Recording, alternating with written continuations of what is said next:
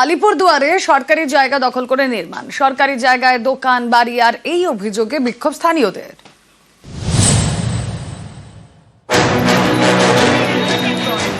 রাস্তায় জ্বলল আগুন, নামলো পুলিশ। মঙ্গলবার সকাল সকাল বিক্ষোভ। আলিপুরদুয়ারে সরকারি জমি দখল। পূর্ত দপ্তরের জমি দখল করে তৈরি করা হয়েছে বাড়ি, দোকান। এই অভিযোগে এদিন বিক্ষোভ দেখান স্থানীয়রা।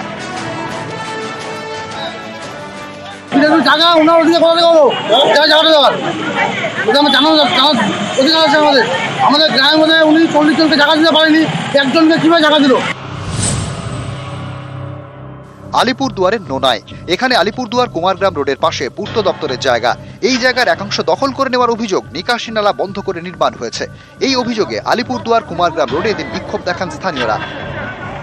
পরিস্থিতি সামলাতে নামে পুলিশ।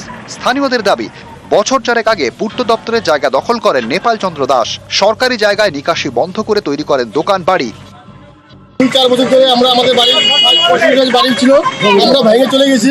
উনি ভাঙেন, উনি বলছে যে যার বাড়ি, উনি বলছে যে আমি 30 সপ্তাহে জায়গা কিনে নিয়েছি। রাস্তা জল জমে থেকে ড্রেন হচ্ছে, তো উনি বাড়ি ভাঙবে না। উনি বলছে আমি বাড়ি ভাঙবো না। কি প্রশাসন আছে, কি আছে, পঞ্চায়েত না আছে, আমরা দেখে নিবি। এখন চাচ্ছি আমরা ড্রেনটা এসে দেখে যাক। আমরা কোনো মতে ড্রেন ধরে আমরা বাড়িতে বসে নাই, পিডাব্লিউ বানের উপরে আছি। আমরা ড্রেনের জায়গাও আছে, ড্রেন চলে যাচ্ছে ওখানে নিয়ে গেলে। ড্রেনে অনেক পদক্ষেপ আছে যে ড্রেনটা হয়ে যাক। ড্রেন কোনো প্রতিমতে আমরা ড্রেন আটকাইনি।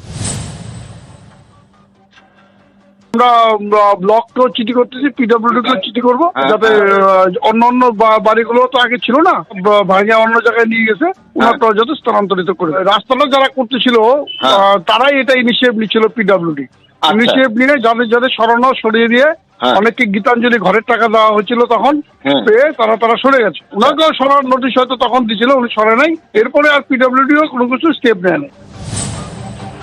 আলিপুরদুয়ার থেকে রাজকুমার কর্মকার, নিউজ 18 বাংলা।